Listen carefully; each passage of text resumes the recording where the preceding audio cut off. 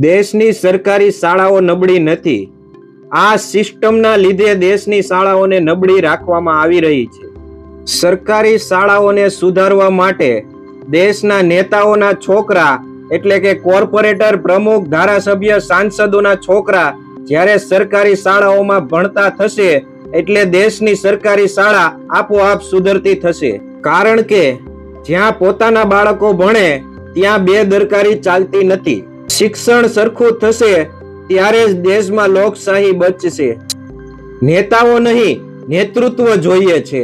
દેશ બદલવો હોય તો નિયમોથી નહીં, નિયતથી શરૂઆત કરવી પડશે. સરકારી શાળાઓ ગરીબોની નહીં, દેશના ભવિષ્યની છે. જો નેતાઓના છોકરા સરકારી શાળામાં ભણતા થશે તો સરકારી શાળાની છત ટપકશે નહીં, શિક્ષકો ગેરહાજર નહીં રહે અને બોર્ડ ઉપર ધૂળ ચડશે નહીં.